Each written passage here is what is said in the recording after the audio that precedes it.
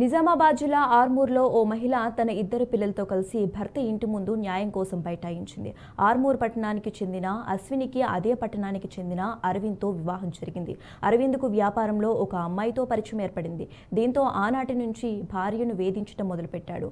తనకు భర్తనే కావాలి, విడాకులు వద్దు అంటూ తన భర్త ఇంటి వద్ద నిరసన బాట పట్టింది. రెడ్డిపోటీకనే ఒక రజిత అనే ఒక అమ్మాయితో బిజినెస్ స్టార్ట్ చేశాడో అప్పటి నుంచి నా భర్తకు నాకు గొడవలు స్టార్ట్ అయ్యాయి సార్. ఈ షాప్ కూడా తనే పెట్టుకున్నాడు. ఈ షాప్కి నాకు ఏ సంబంధం లేదు, ఏ విచారం కూడా నాకు చేయలేదు. షాప్ గురించి అంతా తన ఇష్టంతోనే పెట్టుకున్నాడు. నన్ను షాప్కి కూడా రానియకపోతుండే, నేను షాప్కి కూడా వెళ్ళకపోతుండే. మళ్ళీ రాత్రికి మాకు గొడవలు జరుగుతుండే. తర్వాత వీళ్ళు మాల్ కోసం అని టూ వీక్లీకి ఒకసారి వాళ్ళు హైదరాబాద్ మాల్ కోసం వెళ్తుండే సార్. అయినా నేను ఊరుకున్నా. ఇద్దరు 5 రోజులు సూరత్కి వెళ్ళారు.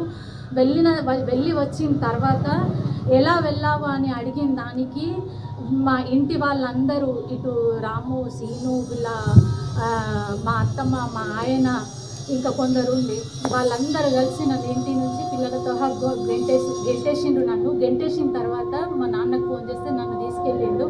సరేలే 4 రోజులు కదా, కోపంతో ఉంటారు, వచ్చి తీసుకెళ్తారు కదా అని ఆ భరోసాతోటి నేనున్నా. అయినా మా ఆయన రాలేదు. ఓపిక పట్టిన 2.5 సంవత్సరాల నుంచి నా నెంబరు బ్లాక్లోనే పెట్టేసి ఆఫ్టర్ 10 years తర్వాత లీగల్ నోటీస్ ద్వారా నా పిల్లల్ని నేను తీసుకెళ్తా అని బ్లాక్లోనే పెట్టి